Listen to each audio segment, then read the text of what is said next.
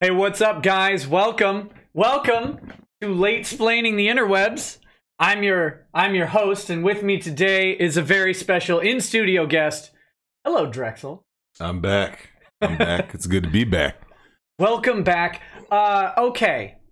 I have pages and pages and pages of disclaimers for you guys, right?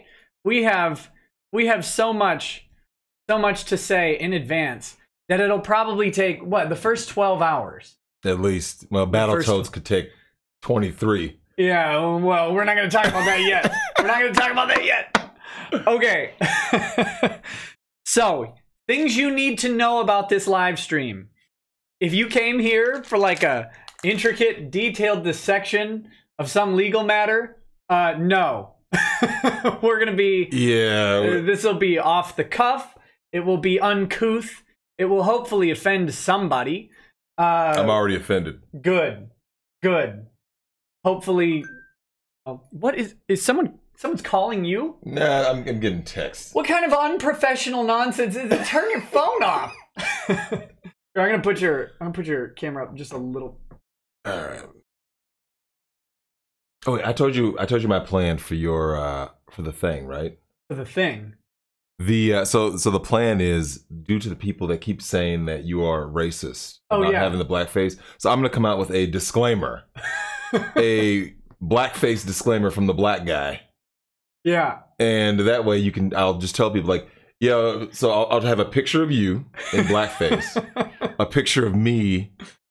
We gotta get SMSU, like SMSU picture, and say, this is the guy I'm portraying. So I have to be the one to say it's not offensive. Otherwise, you'll just keep constantly getting the hate. Here's a public service announcement. Fuck off. Yeah, pretty much. Let me say this. This will not be a family show.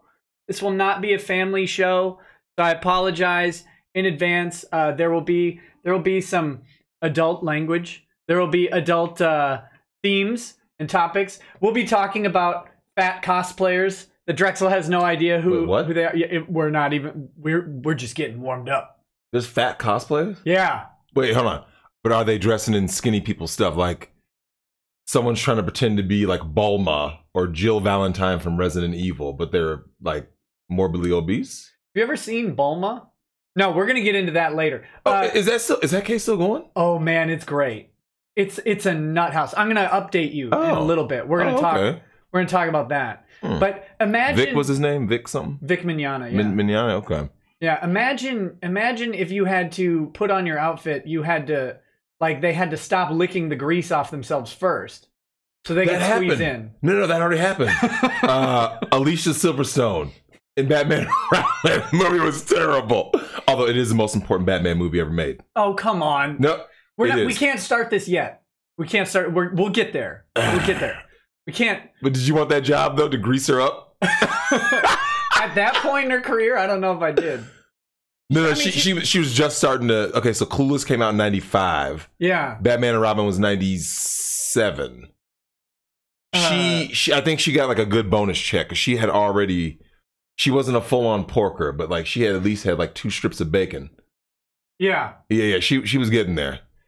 Yeah. She wasn't fat though. Like she was still attractive.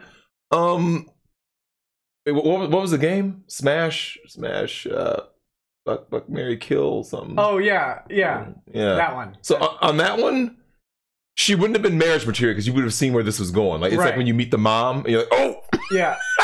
It's like where the snowball is going down the mountain. Yeah. You see it. You see like you saw where it started. You're like, it's picked up momentum. We got most men have had to do a smash or pass moment. And yeah, you gotta, someone like Alicia, you just gotta go ahead and ungrease that. Yeah, well, this particular one is a special case. I'll explain it to you later. Okay. Anyway, we're gonna get into all that. We're gonna get into all that. But this will not be a family-friendly show. This will not be a deep the section of law. We're going to talk about law. We're going to talk about culture. We're going to talk about the sad state of affairs between men and women, right? Yeah. I mean, that's part of it, because that's what's going on with the Vic case. We're going to talk about Battletoads. Yeah. We're going to hopefully show you guys why you can't beat the Klinger Winger, but you know what? We're a little rusty. I am. Oh, hold on. First of all, let's just push pause right there. Push pause? Okay, so the Klinger Winger. Anytime someone tells you they beat Battletoads and they beat it with 2-player, Nick and I proved that the easiest way to tell if they really beat it, because a lot of people aren't actually good at games. You know, everyone owned a Nintendo, right? But most of them weren't actually good, and they never really beat anything. So thus, if someone said they beat Battletoads, you ask them, how'd you pass the Klinger Winger? What would they always say? Oh, you just did it. Yeah, you just did it. Yeah, you just got, it's probably like a turbo tunnel. No, you didn't. No, you didn't. Player 2 is not allowed to move on the Klinger Winger. Yeah, you just can't. So the second player has to sit there and die. We'll get there and show you, but that's going to be a little bit later. We've got various guests calling in at some point. Oh, speaking of guests, I have to probably start sending out those invitations. We've got an appearance by Ty Beard will be at 6 a.m. Oh. Ty Beard is the lawyer for Vic Mignogna. Oh, okay. Nice. So he'll be let me fully disclose up front, and I'll say this again. We will not be talking about Vic's case with Ty today. Today we will just be talking with Ty as a lawyer and a very hilarious individual. That's it. That's what we're gonna go for there. We will. I think Dick Masterson's gonna call in at some point. I'm gonna start sending out the Hangouts link to these guys. And hold on. Let me start doing that. Then we've got, so Dick Masterson will call in at some point. I'm not sure when. I don't know who else. We might have some other lawyers come in throughout the day. We'll make fun of whatever's going on. We're going to just, and then we're just going to wing it. We're just going to wing it. Oh, and of course the chats. There's a lot of chats. There's already a lot of chats.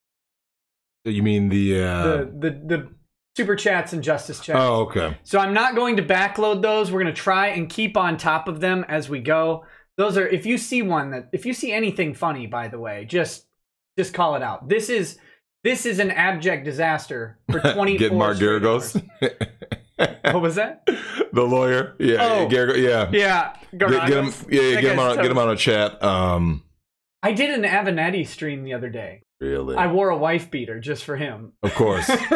Yeah, you know, when dudes start getting these indictments slapped on them and getting involved in all kinds of stuff, I find it comical.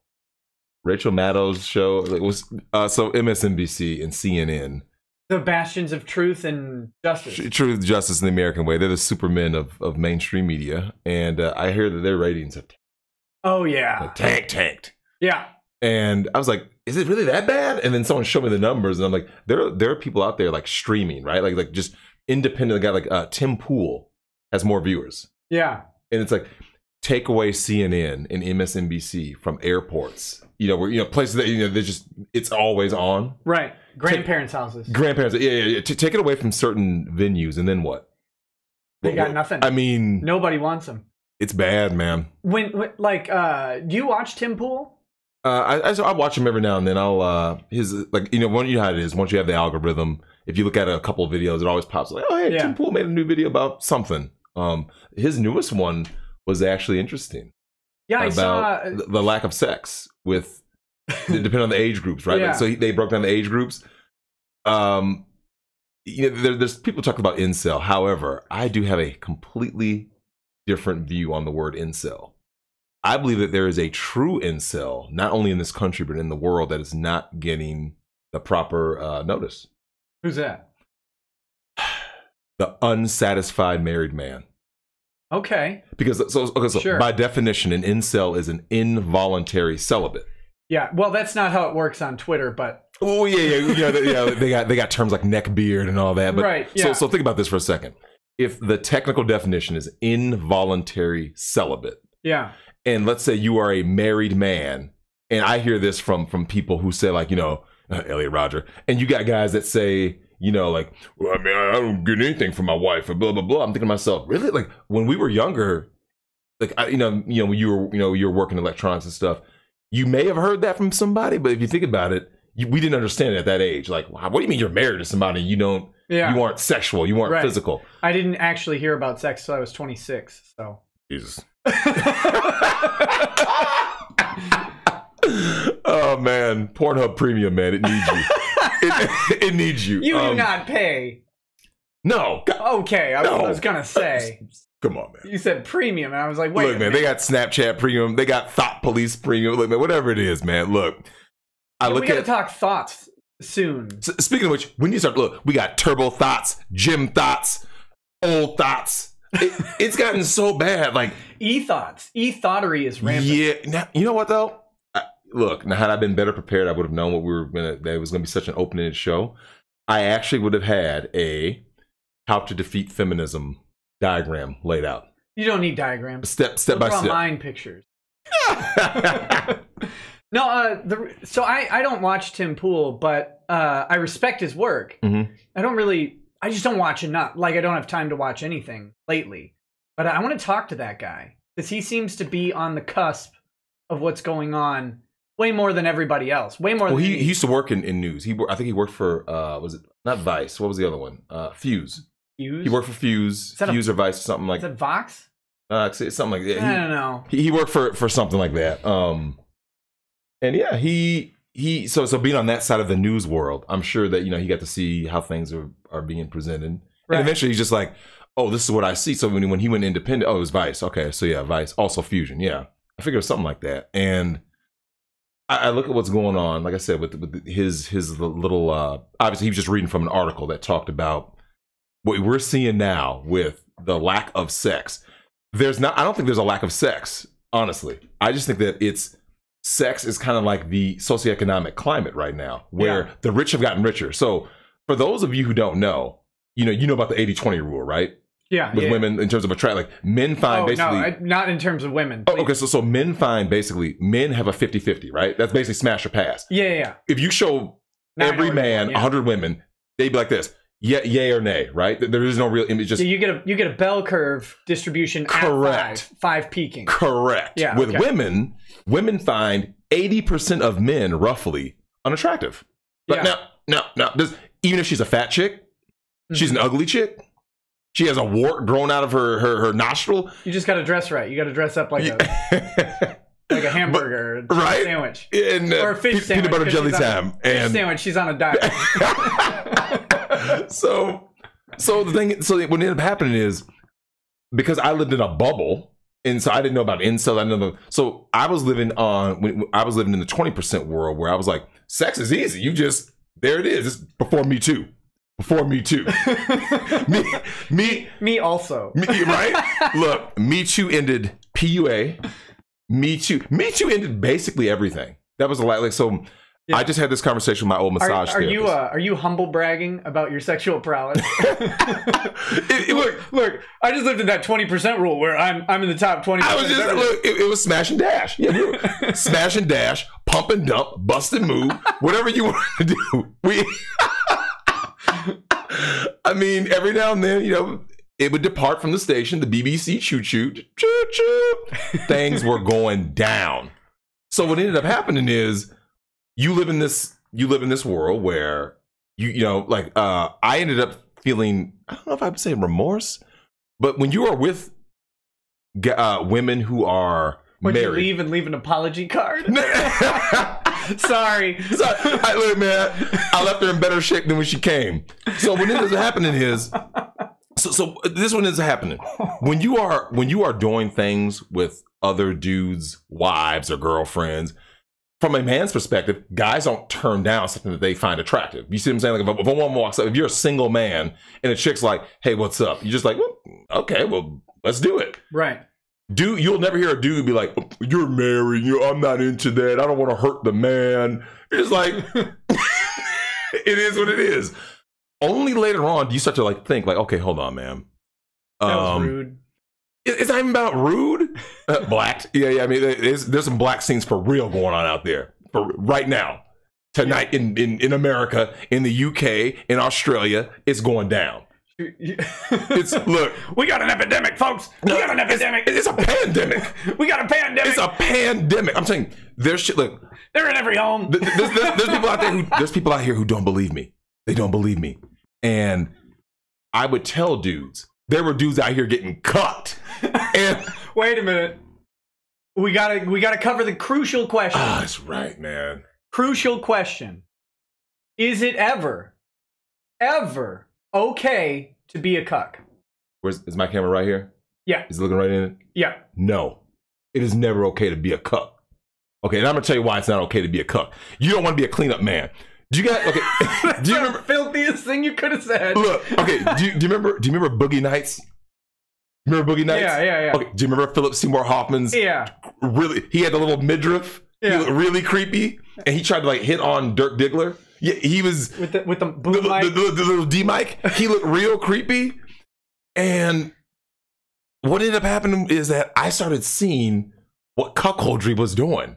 Yeah. To society. Yeah. So then these are like, so, you know, William H. Macy's character. Well, I guess it's good that Philip Seymour Hoffman is dead now. Well, that was my dude, man. He was a good actor. He was fantastic. Okay, well, you were going with William H. Macy, though. What did you bring out character actors? Well, okay, so William H. Macy was the cuck. Let's talk about Robert Duvall next. Okay. No, go ahead. Sorry. So William H. Macy was the cuck, right? And his wife was in the industry, and she was getting ran through. So what ends up happening is at the very end of the movie, I think it was like a murder-suicide, right? Yeah. I think he kills her and himself. I remember he has the gun. And you end up seeing, so you're starting to see a lot of these incel shootings and all this. Like, you know, you're seeing incel shootings. You're seeing, most of these are always coming from a product of gynocentrism, right? You have X amount of these guys who are coming from broken homes. It's 97% of mass shooters are from single moms. That's by design. You have because ultimately what they want to do is do what? Get rid of your guns. How do they get rid of your guns? This is an epidemic. We got to get rid of guns. Which is what happened in where? New Zealand, right? Hey, do you know New Zealand hates me? Do they? Yeah. Why is that? I had it right at, okay, like, there's this website called Kiwi Farms. And the guy who runs it is, which has nothing to do with New Zealand, just happens to be named Kiwi Farms. And it is a free speech repository forum where they really just sit and laugh at people on the internet. So that's fine. But there's no, I mean, as long as it's legal, it can be up on Kiwi Farms. They don't take things down. You know, that's just how it is. The owner of Kiwi Farms is a guy named Josh. And I had him on my show. I've had him on my show several times. But I had him on my show right after the New Zealand thing because that guy, you know, he live streamed it on Facebook, right? So someone messaged him. He gets up and he immediately archives that video, the live stream as it's happening. And when all these websites start taking the video down, he kept it up. And New Zealand sent him like a demand to take it down. And they asked, a New Zealand detective said, please preserve the user data from your website, IP addresses and user IDs, because we want to talk to anyone. They got to trace them. Because they had a thread immediately on the shooting and people were talking about it. Some people were making jokes. Some people were talking and doing analysis or whatever because it's an open forum. And so they wanted to try and track these people down. One guy who shared that video, who's from New Zealand, actually got arrested and is facing 14 years in prison for the crime of sharing the video. Sharing the video, yes. So New Zealand's cucked. UK is cucked.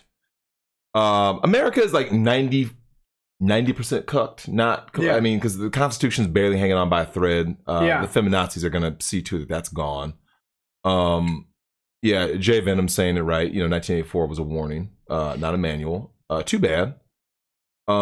This is what happens when you wind up in a situation where when you live in a gynocentric culture, which is what we're in,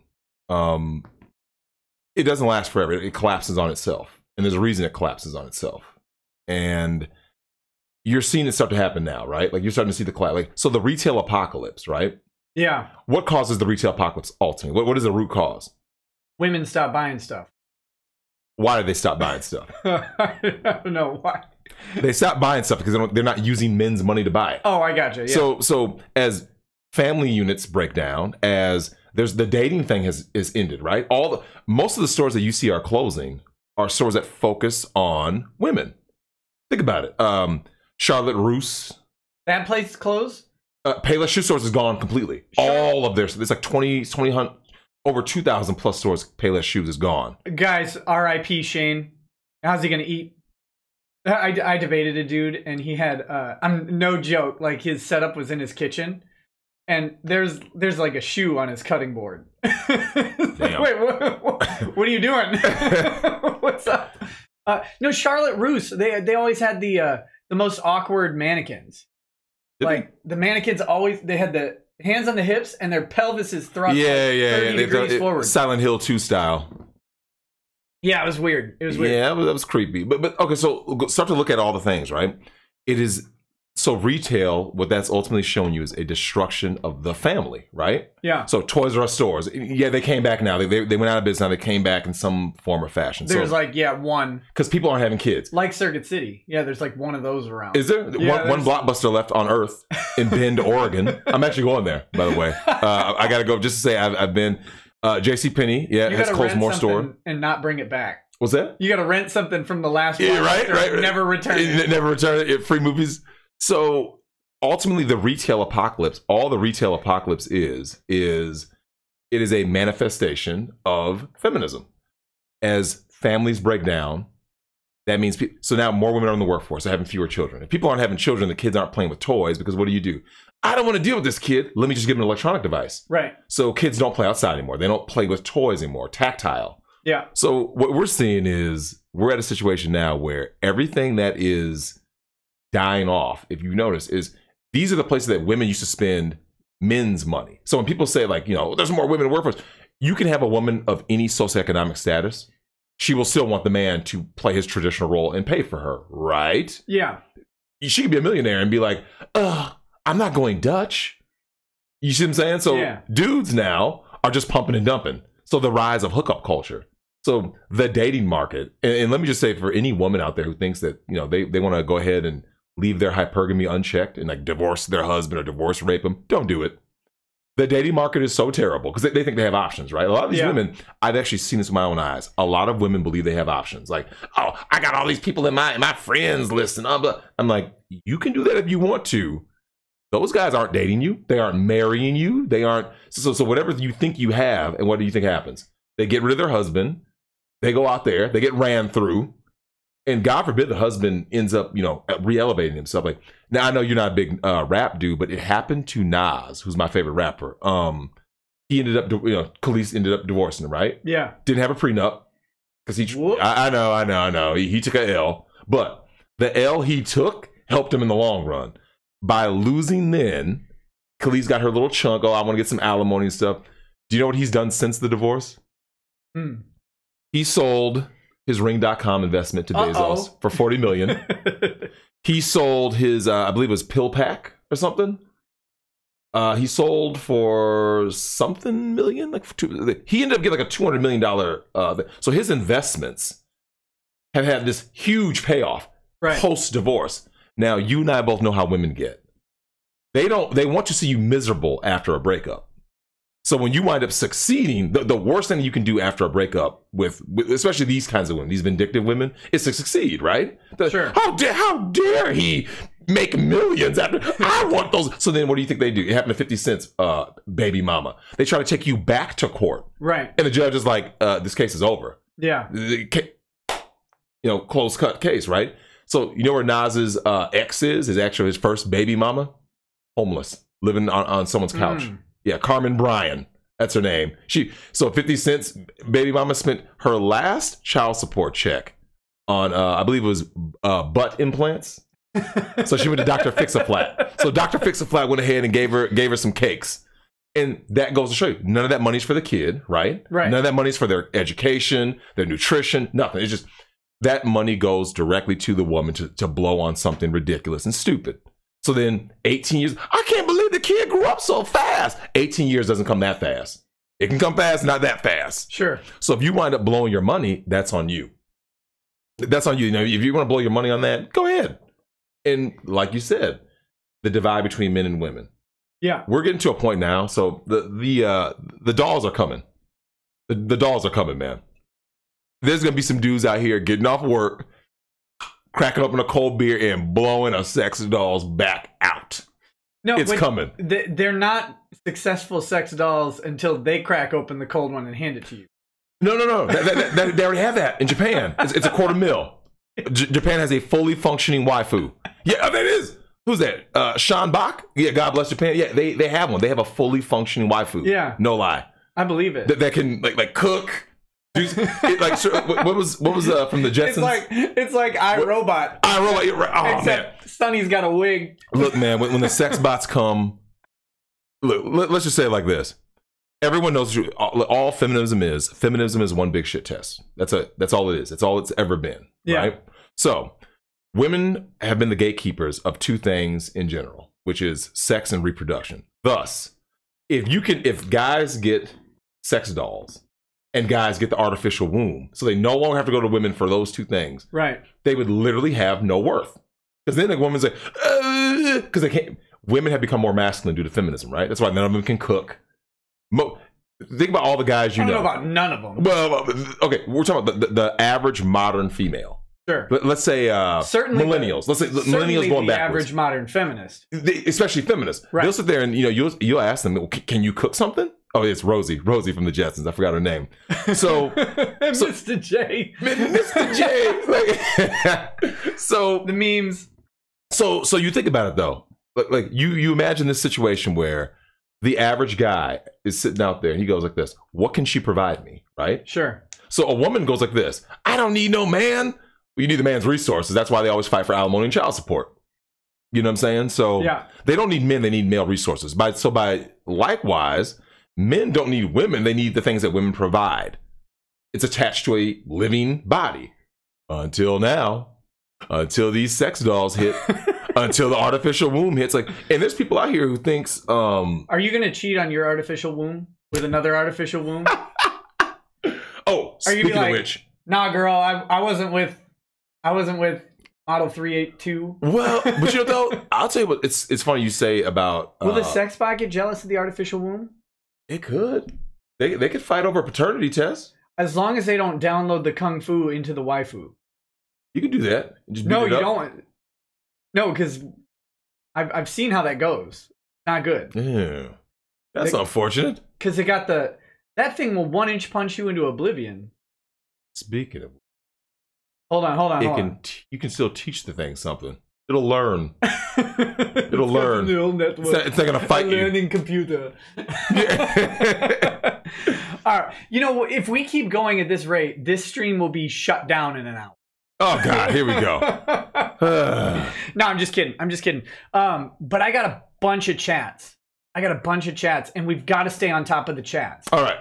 So we're gonna do this like every 30 minutes or so. I'm gonna try and burn through the chats, let them build up, and then burn through them, and then we'll keep going. Okay. But these started before the show. Andrew War Snowboard says Drexel Toads.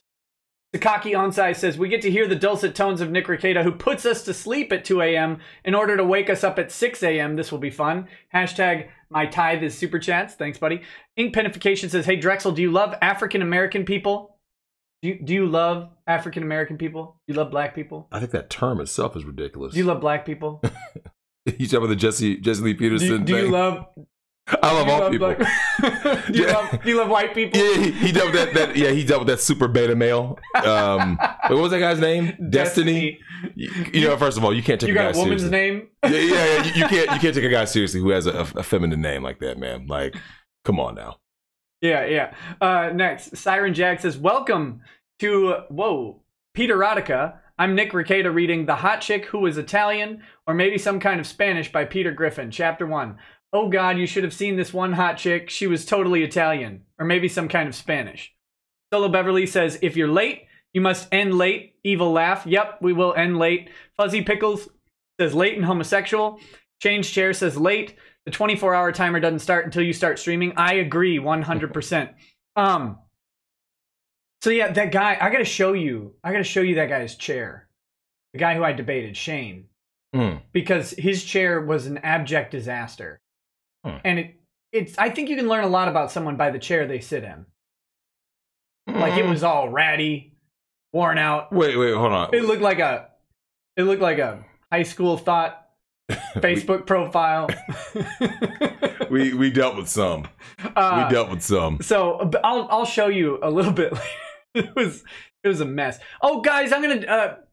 I wanted to have it up for the stream. Maybe I'll do it on stream in a little bit. We're gonna put the Shane's Chair shirt up for sale. We'll probably do it live. So when you say you debated this guy, it was a mess. It was a mess. This guy is not a lawyer. He's actually just a washed up idiot. Okay. And he's apparently works in the anime convention world, right? That's what he does. But he says he does IT or whatever. So he was saying I was wrong about how contracts work, which is weird because 1, I'm a lawyer. 2, I write contracts. 3, I review and negotiate contracts. Which kind of contract? Just in contracts in general? We were talking specifically about convention contracts. Okay. Because and you're gonna have to get so much backfill on the Vic Mignogna thing, but basically, so Vic was uninvited from a convention that he was scheduled to go to. Mm-hmm. He actually had a signed contract for that convention, but he was uninvited, which means they breached their contract with him, right? So, actually, I think this debate with him was before this, but long and short, he was uninvited, and then he got invited back, and everybody lost their mind on the other side, right? How dare you invite him back? We're going to cancel our contracts, all this stuff. So Shane was talking to me about contracts, and I was debating with him various causes of action that Vic could bring against these other people. It's not just breach of contract. There's like tortious interference with business relations. There's defamation, all that crap. So he kept saying I was wrong, and I'm like, okay, well, I'm not. And then he said, fine, have me on your show. And I was like, oh, okay, we'll have a little discussion about it. How'd that go? And he came in hot, and he left cold. He left cold. Let me guess, he came in with all emotion and no facts to back up anything he's saying, right? It was more embarrassing than that. He had Discord, which is a chat server, right? Yep. He had a Discord server Googling stuff and feeding it to him, and he was still wrong. Oh, geez. It was embarrassing. And then I started reading the super chats to him, and he left because he got called like a soy beta cuck for like the 18th time. Well, but look, first of all, let's just go ahead and I'm glad you brought that up, because people need to be exposed. People need to just go ahead and say what it is. Like, when we were growing up, the term, like, even a term like sissy had nothing to do with like sexuality. But that's now a sexual term. It's now a sexual term. It used to be a term describing just like basically you're soft. Right. Like, you're out there, like, if you cut your hand, you had a paper cut, and you started crying to your mom, they would say, your mom would say, stop being a sissy. Yeah. Just stop being soft. So, like, now. But let's say it in modern terms, too. Stop being a sissy. Right. Not, And sorry. So this is what ends up happening, is that now we got into a point where everything is this fake outrage culture, right? So, you made a joke 25 years ago, now that, oh, you're the worst person ever. And it's like, The reason why all of this happens is because ultimately people are paying these people attention. Yeah. Whenever someone comes out like with the whole, when someone comes at you with some kind of fake outrage, you just ignore them. Just like, yeah, no, whatever. And ironically enough, it's what Trump did during his campaign, right? Like every time he would say something, and people would think, go ahead and apologize. He wouldn't apologize. Never apologize to these people. Yep. They don't want an apology. It doesn't matter if you're left or right, or left, right, center. It doesn't matter. Anytime you have said or done something, like it happened with Kevin Hart with the Academy Awards. Yeah, they basically kind of like railroaded him, and it was like some old jokes. Like, he's a comedian. Yeah, like, and you know how comedy, what makes something funny is that it's either going to be true or it's a spin on something that is familiar. That's what makes comedy. It's abstract. It's at least it's close enough to the truth to make you a little uncomfortable. And that's what makes it funny. Yep. And so thus, when people are laughing at the joke, it's like, that Kevin Hart joke was hilarious. Okay, well, there you go. Now it makes sense. You can't then, 8 years later be like, well, in this new climate, this is reprehensible. This is unforgivable. Yeah. And then all of a sudden, you're like, dude, I made that joke how long ago? Like at some random, theater or wherever I was performing, and now they're trying to hang you for it. No, Nope. Don't do it. Never apologize. No, because the second you do, they just want more. Your apology is never good enough. It's never good enough. You're not sincere. Now they say that they question you, or they'll say like, you only apologize to appease something, or so that you wouldn't get fired, or it was literally yes. Literally, yes, that's what I did. Because you demanded it, you stupid chump. Yeah, just everybody's, some hurts my feelings. Never apologize to these people. That's Bill Burr impression. Yeah, I remember seeing him say that about, who was it? He said about some politician, like, just, with the big cheeks, the bulldog cheeks. It's bad, man. Yeah. Like Terry Crews. Terry Crews is, first of all, let's go ahead and just say, Terry Crews is a beta male, man. Yeah, what happened? How can you be that big and that little? We don't claim him. we don't claim him, man. For real. Like, and and something that we got to get to. Did you know about the Cardi B situation? What? Where she's drugging men and taking their stuff? Okay. She read Cosby's book. Now here's the thing. Here's my problem with Cardi B. The Bill Cosby situation. He had lots of women come forward saying that it wasn't true. Yeah. And the only thing you can't prove that Bill Cosby did anything, right? Yeah. And this isn't about black, white, man, woman. It's just flat out, what can you prove? So in the court of law, all you have is just testimony. Kind of what happened to Brett Kavanaugh, right? It is testimony. So you have testimony. Yeah, it's emotional. Someone's crying. Okay, and whereas with Cardi B, someone asked what I was drinking. Someone asked what you're drinking? Yeah. Well, it's sparkling water with caffeine in it. Yeah, I'm with was that Patrick Elsie. Yeah, Terry Crews guy. Yeah, he got his black card revoked. Yeah, we cancel him. We need to cancel Cardi B and all these other culture vultures. So with Cardi B saying that she was drugging men and robbing them, you didn't hear one word from Me Too, did you? No, because so I was thinking about this today. We have this for the past, I mean, as long as we've been alive, you've got a movement of people that's growing that says that sex is not special, right? It's a thing that people just do. Yeah, but it's a physical act. Right, it's just a physical act between two people. I mean, it can be special, but generally it's just a thing. And so virginity isn't sacred. None of that stuff matters. And it's a rebellion against traditional values or whatever. That's fine. But at the same time, like, there's a sexual assault crime that is treated vastly different than just an assault. Right. So we have this weird dichotomy where we treat it as a completely different thing, but then at the same time we're like, but it's not different than anything else. Like, it's the same as holding hands. It's just holding hands with penises or whatever. But that's what blows my mind. So Cardi B isn't raping men by drugging them and taking their stuff. Even though if you look at the, I guess what you were talking about earlier, the idea of what men get from women and what women get from men. Correct. Women get resources, men get sex. Right. So she's literally within that definition. In that definition, she is raping them. She's raping them. That's why when men say, I got divorce raped, right? Yeah. A man, like, okay, to physically rape a man, even though, we're not talking about the prison population. So take away prison. Just how many men are out there right now just walking down the street and getting raped? I'm assuming that number isn't that large, right? Not on the streets. Not on the streets. Just in the cells. Just in the cells. Like, I mean, dudes is getting it. You know what I'm saying? So, so what this means is men have dominance instinct, right? That's what makes men men. That's why, so if you look at laws, right? Look at all laws of all the lands. They're all based on male and female nature. So before feminists had no-fault divorce, what was the purpose of having a marriage contract and it being so difficult to divorce? What was the reason for that? Because they wanted to preserve the family. Preserve the family because due to what? Ultimately, who's more likely to leave? The man or the woman? Man. Wrong. It's the woman. I thought it was man. Well, yeah, I guess. Yeah, because remember, women have hypergamy. That's the survival instinct put into women to progress the species, right? So that's why 80% of divorces are filed by who? Women. So women are quicker because emotional, just like, I know that I'm being provided for. We got 4 kids. We got this nice house, but I'm not happy today. I want a divorce. A man is far less likely to do that. You see what I'm saying? So yeah, I've seen Falling Down. Oh man, Michael Douglas went ham in that.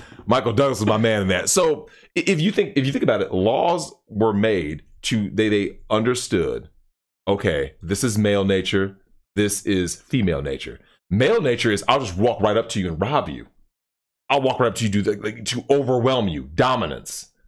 Thus, things that men do is illegal. That's why you can't. Women aren't robbing people like that. Right. In general, I mean, yeah, I'm sure there are, but like, so notice when Cardi B wants to rob someone, what does she do?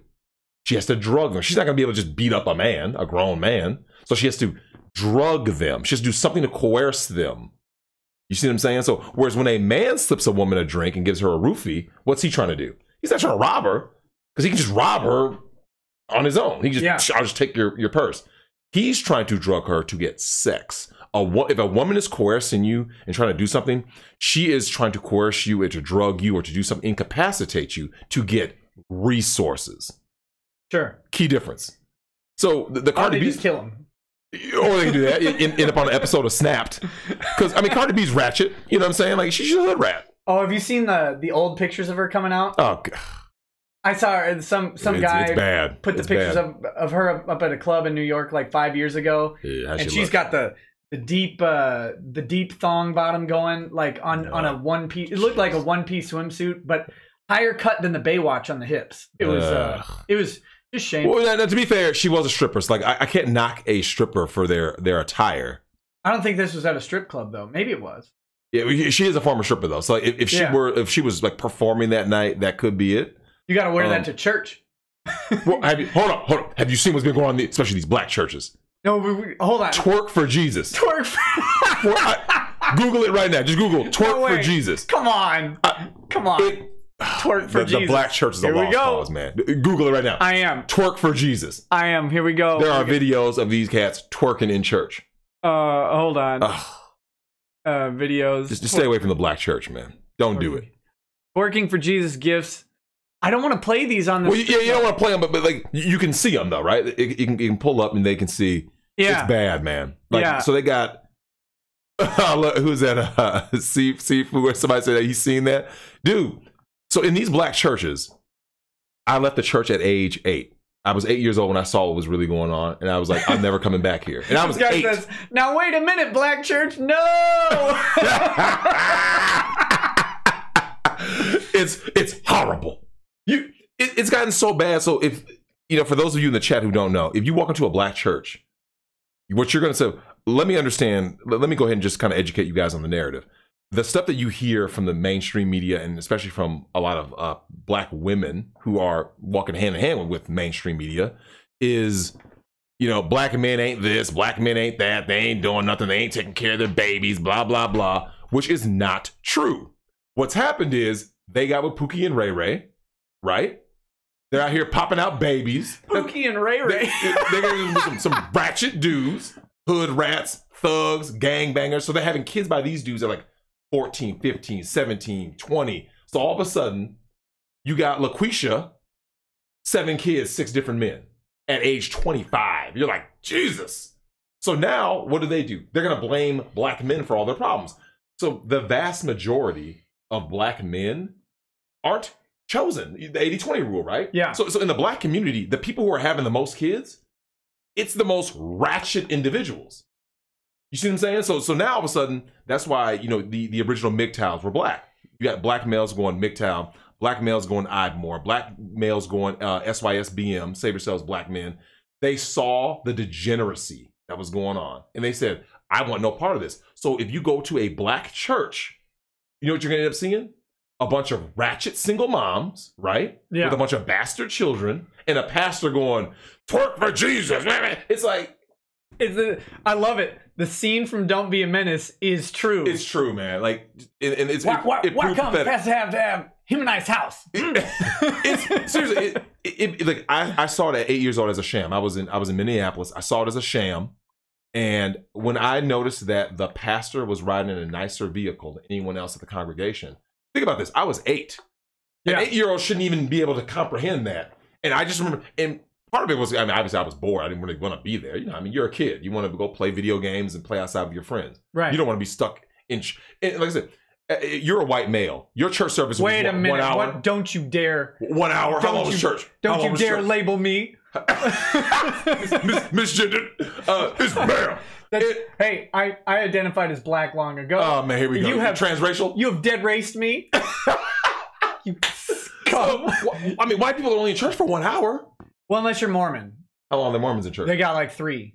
They're still less than black people. They will keep you in there all day. Oh, funny story. All day. I should let Lady Rackets tell this story, but she and her cousin went to a black church down in Louisiana when they were young. She and I were just, I don't know if we were married yet. We were close. This would have been exactly 1 hour. Berserker pride.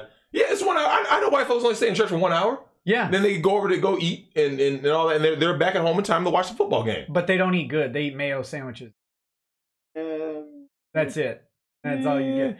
But no, so Lady Raggets and her cousin, you know her cousin. I'm not going to say her name. Obviously. Yeah. You know what I'm talking about, though, right? I think so. She used to live with me in the cities for a little while. Yeah. So they went down to visit another cousin of theirs who was a missionary down in New Orleans. Okay. And they went to a black church and they showed up and then they were they stayed and talked to people for a while, and then by the time they were about done, the next service was starting, and so they started to leave, and people gave them the stink eye, like, oh, white folk leaving at the beginning of service, and so they stayed for the second one. Hey man, I'm telling you, these black churches, they have you in there all day, man. Yeah, all day. The degeneracy is so out of control. You wind up with and so, you know, for those of you in the chat, especially if you're not black or you listen to mainstream media portray black men as thugs and whatever, understand it is like most things, much like the Me Too thing. There's a small percentage. They just happen to be the loudest ones in the room, right? That's why they always say, like, you know, an empty kettle makes the most noise. Yeah, like, you drop an empty pot, it's rattling all over the ground. It makes the most noise. Right. You take a pot full of something, drop it, it just goes blop, and that's it. So what you guys are hearing is, oh, black men are out here doing all this other stuff. They're out here doing X, Y, and Z. Well, I'll tell you what. Go into these places and you're going to see it is a matriarchy. What you're going to see is the same radical feminism that affects everybody in this gynocracy. The same thing that's affecting everybody. We were the beta. Right? We were the test subject. They said, okay, let's see if this will work. Let's see if women will act on hypergamy. We will dangle this little carrot called cash and prizes, i.e. welfare, right? Sure. Black women sold black men out wholesale. So if you ever wondered, how did this all happen? That's how. They sold us out. Now here we are 60 years later, and you're going like this, man, what happened to the black family? We used to be the highest marriage and the lowest divorce. Not anymore. Yeah. That is a direct result of feminism. Women were lying in bed with the government by all they had to do was just dangle the carrot. It's just taking effect of other communities now. So now you're starting to see it. So you talk about the divide. So if you go into the black community, Nick, and start asking like black women, be like, hey, so, you know, tell me about the relationship between black men. Oh, black men don't protect us. They don't. It just happened in Texas. You heard about that story, right? A black woman in Dallas was coming into a one-way. The white guy, the wrong way? So she was coming into so I don't know if she was going the wrong way or she was going into a one-way. The white guy who actually worked at that bar, this is 4 a.m. Yeah. Let me just start there so you understand the reason why this is so ludicrous. Yeah. So at 4 a.m, the guy gets out. They end up getting into an altercation. He ends up giving her 5 stiff ones. Hey! And Nick, this dude, when I say he didn't have a lot on those punches, this was he might have been destiny in disguise. Oh, this dude, he didn't even knock her down. Like he didn't knock her out. Like you know most videos when you see a man hit a woman, it's a one-hitter quitter, Ray Rice style. Have you seen that the grown man protecting his kids and he hits the young teenager chick? Wait, hold on. She looked like she hit a concrete barrier. Wait, you're talking about it was like a middle-aged white guy and there was like a bunch of teenagers like around him, right? Yeah. And she pushed him. Yeah. And he just gave her the toss, and then she came running at him, and he just one hit. Done. And then they all scattered, right? So in this case, be gone thought. That video of I played that video on one of my shows. It got demonetized. Of course it did. Because it doesn't fit the narrative.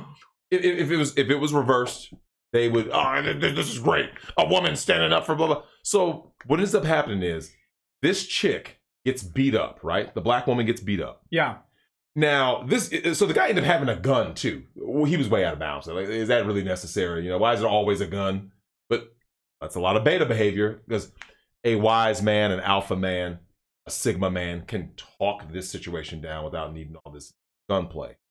This guy winds up, obviously, you know, catching a case, right? Yeah. He ends up catching a case because, you know, that's what happens now. Yeah. So the lesson in the story is this. Understand the divide in the black community, which is coming to all communities. This guy ends up beating up this black woman. The black woman, watch how I'm gonna show you how dysfunctional the black community is. Yeah. She doesn't blame him. This happened for all the white people in the chat. This happened in Europe too. In the UK, it was a fashion designer on the tube who had the same thing happen to her, where she got beat up and then blamed the middle-aged white men for not defending her. Right? Remember? Yeah. I don't need no man. You remember that story? Yeah. So similarly, this is what happened. The black chick gets beat up in Dallas just this past week. What happens next? The narrative in the comment sections from black women. What do you think it was? You think they really, you know, looking at this like, you know, maybe she could have done something differently. You know, maybe we as a people, black and white, need to, you know, calm our nerves, you know, do the right thing, right? What happened? Where do you think the blame got shifted? Oh, it was on racism. No.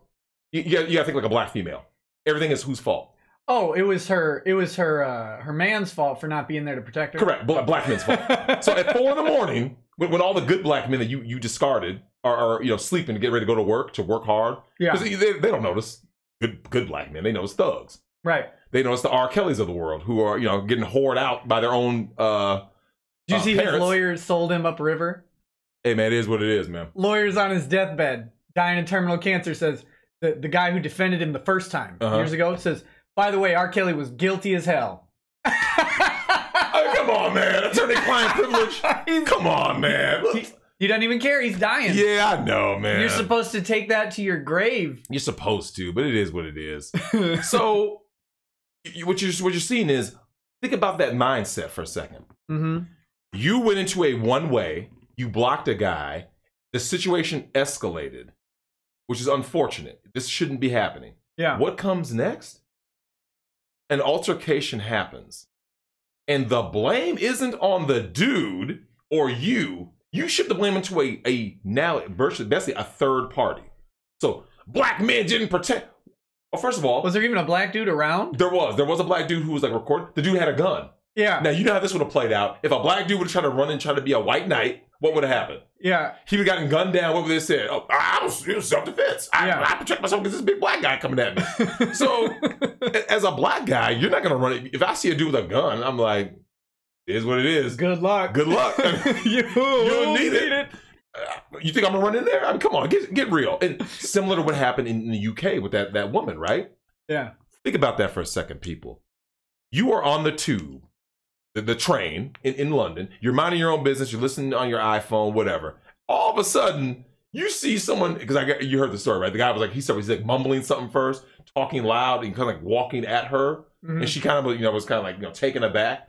And when he starts attacking her, if I see a woman I don't know what the situation is. Does this guy have a bomb strapped to him? Does he have a knife? The last thing you want to do, you don't want to take that permanent L. You don't want to get that knife wound to like a kidney or a spleen or something. And you go down bleeding out trying to be a white knight. Sure. I will not white knight for nobody. Listen, you have never, look, when it comes to mass shootings, black people don't get killed, man. You know, there's a reason for that. You know what I'm saying? Like, there's a reason why you don't hear black people dying in a large group. That was a mass shooting. 77 black people got shot. Show me. Show me. Because we don't do the white knight thing. Like, okay, do you remember the Virginia Tech shooting? Do you remember that? Do you remember who the first victim was? A black guy. Do you remember how he got killed? Running away? No. Oh, okay. That would have been the cream. That would have been nice. That would have been nice. He got killed because the black dude saw the guy going up. He was an Asian shooter in that shooting. Yeah, I think so. And he was going to commit this crime. And what does the black dude do? He did something very unblackish. He tried to talk him out of it. Look, man, when you see somebody with automatic weapons getting ready to go do something foul, that's why. Look, man, it's sad that guy is dead now. But even before his death, I had to revoke his black card. Yeah. When I see someone with ARs or something, that's a posthumous bleaching. Yeah, you gotta go ahead and say it. Like posthumously, I just Smollett you. I just leaked it on you because what are you doing? He has automatic weapons. Don't do it, man. Don't do it, bro. Hey, man, think about it. Not cool, bro. Not cool. The Gillette commercial. Hey. Not cool. Not cool. Like, what did you think about that for a second? Why would you white knight? Who you white? Remember, now if you have an opportunity to knock the dude out straight, like if you see him with a bunch of guns, and if you see somebody with a thing of guns, either knock them out or call the police. It better be a one-hitter quitter. It better be a one-hitter quitter. You wind up staggering. If you stagger somebody and they air you out, bro, that's on you, man.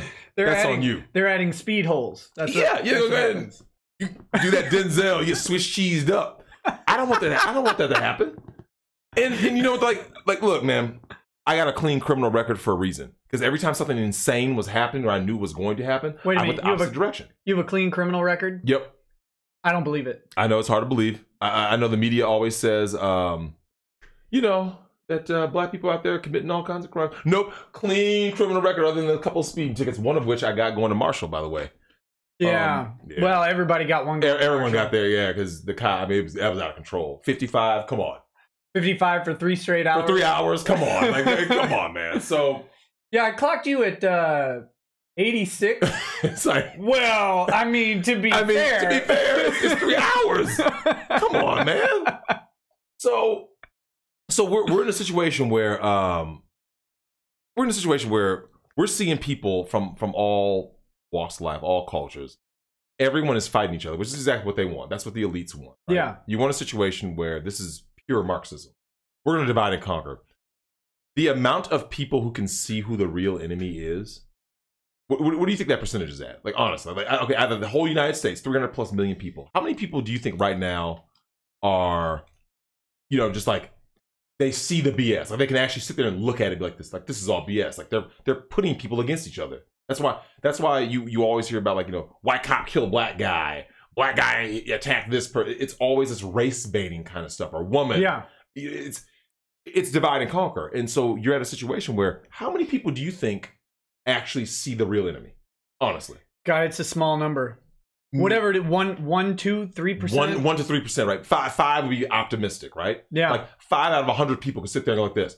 I see what's going on. Like, see, if I went to a family reunion right now, they would be talking that same ignorant, because, like I said, this is how dysfunctional the black community has become. Did you know that black people believe that they cannot be racist? Yeah. It's a common thing in the black community. Like, black people can't be racist. And I'm saying, okay, so let me get this straight. There's a definition for what a racist is. Yet black people believe that they have a pass just by being black because we have been victims of so much racism as if everyone else has not been. I mean, that's already ridiculous. Yeah. That's pure narcissism. Well, it's Yaqub's fault. Right? Pure narcissism. And it's so ridiculous because they will actually say it with a straight face and be like, no, we can't be racist. I'm like, bruh. Because it's prejudice plus power. Yeah, I've heard everything. Which is nonsense because, first of all, even if you accept that premise, like power has never been closer to equal than it is now. Like we're almost, I mean, you got to be pretty charitable to say that there's not a parity of power between a black person and white person in your average controlled environment. Like, I mean, there's prejudice and discrimination, sure. But like on balance, like the amount of power between the two people standing side by side, if they're otherwise equal, is pretty similar. Correct. It's pretty similar. So you're tangenting. You're tangenting way too much. I'm just kidding. I'm gonna get back to chats though. Oh yeah, go ahead. We'll get back to this nonsense, of course. Of course. Pingus Pounders, thanks for the donation. Legendary Devil Hunter Dante.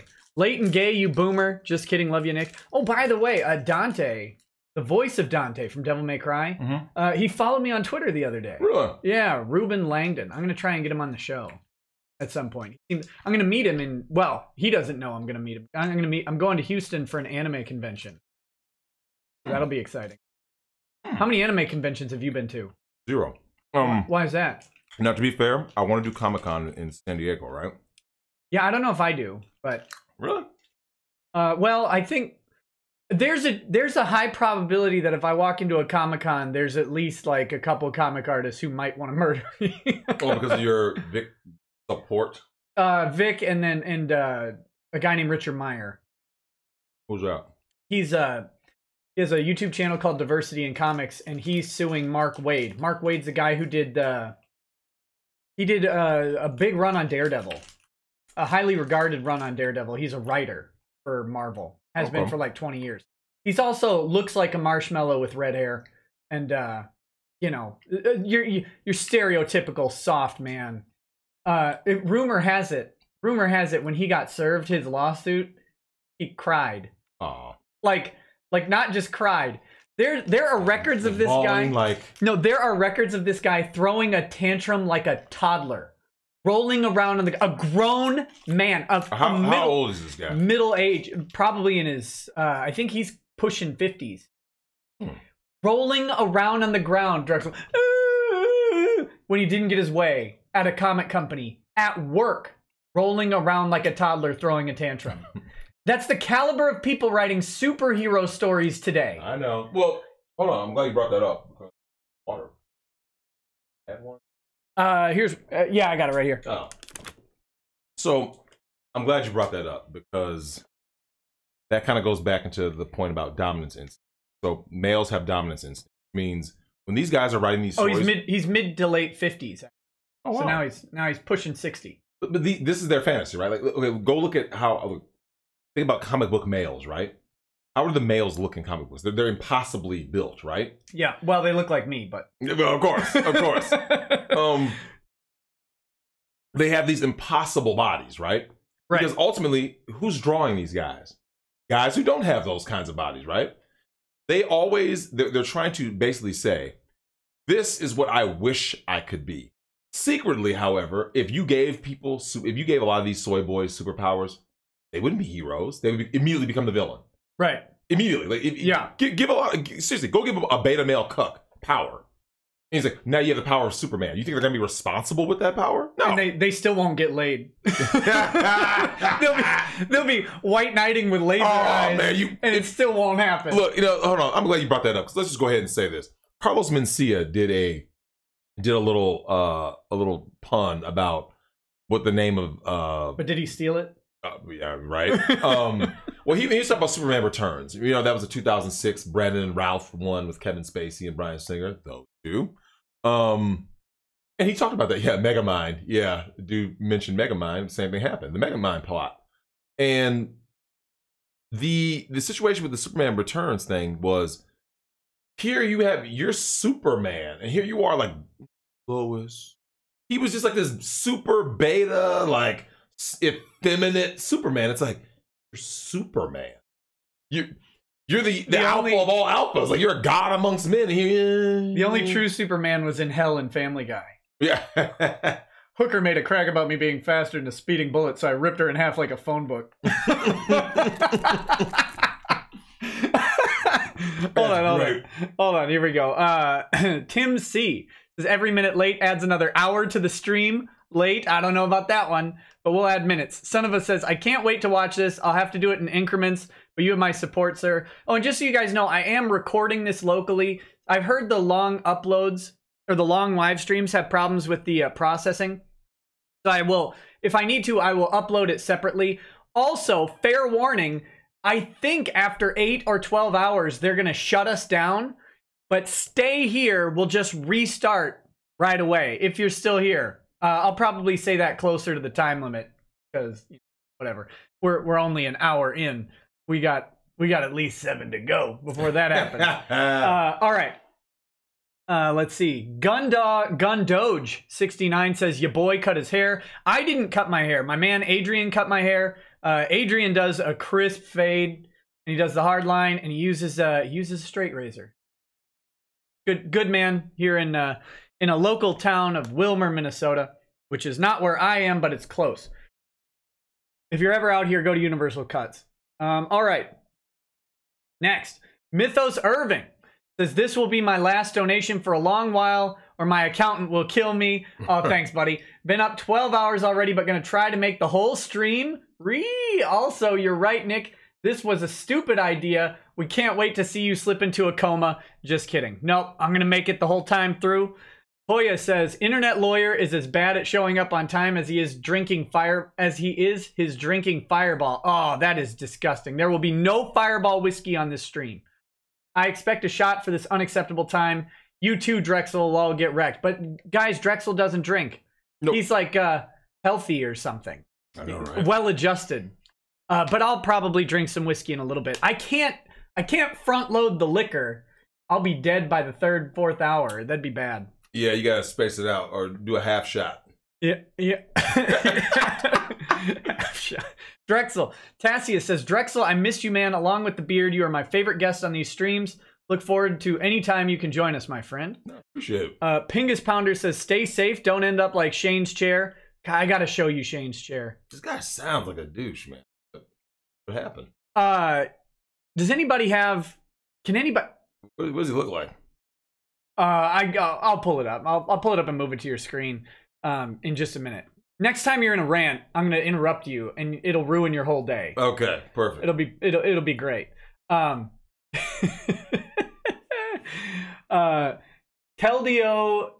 the horse says yellow flash raid. Hey, thanks guys. Blaine20 says yellow flash / tug raid. Thanks Flash and Tug for sending people this way. I'll send you guys links in a little while. Dean Domino 25s, can you show Drexel Marky's tweet about you? Whoa, Marky has a tweet about me? Marky now? Jamie Marky is the voice of no one you've ever heard of in an anime. The amount of people I have pissed off in the anime community is remarkably satisfying. Here's the problem I have though. Now I haven't, met anyone in the anime community face to face. I know thus far. Right. I have a problem with like certain type of person that beta quick trigger fake outrage type, because now here's what I found, and I'm sure there are people in the chat who can attest to this, which is, have you noticed that the people who are the most white knighting, virtue signaling are always got a bunch of skeletons in their closet? Jared from Subway, Asia Argento, she's with the underage boy, Bennett. Like, no, that never happened. Yeah, of course. They run their mouths so much with all this stuff and want to stir up stuff. But yet when you go start looking into their background, you start finding, and then all of a sudden they want to deflect. Look at the Cardi B's of the world. There's people out there who will always say something about somebody, trying to kick someone when they're down. And then, seriously. That's Shane. That's the chair guy? Yeah, I'm going to find his chair, but that's him. I'll find. You actually entertained that dude, man. I didn't. No, I entertained a bunch of other people. Well, I mean, I'm saying, look, I mean, seriously, like when you do things, in life, and you see the effects of what you do, and then you see a lot of these like soft, effeminate guys. These guys hate people, man. Those types of people, like they're just hate mongers. If you type Shane's chair into Google, you literally get, it's the first result. It's a picture of his chair. Here you go. Look at that blown out chair. Hey, man. How many burritos did that take? Wow. Oh my goodness. What a disaster. Wow. So he gets up in the middle of the debate. No joke, this guy gets up, goes to his fridge, and pulls out the soy milk and pours himself. Someone just said that in the chat. I didn't see who that was. They said a literal soy milk break? Yeah, that wasn't a joke. That very much happened. You might have to watch that video on the way home. Serious, man? Like, here's the problem I have with people like this. Here, I'll pull up Shane's chair. You keep going, buddy. You keep going. Look, at what point do people deplatform someone like that? Like, I don't want anyone to get deplatformed, obviously, because I believe in free speech. But when you see dudes like this, like, really? Like, how does this guy get a platform? Yeah, I don't. Well, he doesn't have one. Oh. No one pays attension to him. That was the thing. Who is he? Like, is he Anita Sarkeesian? Like, who is this guy? No, he's just an idiot. He's just some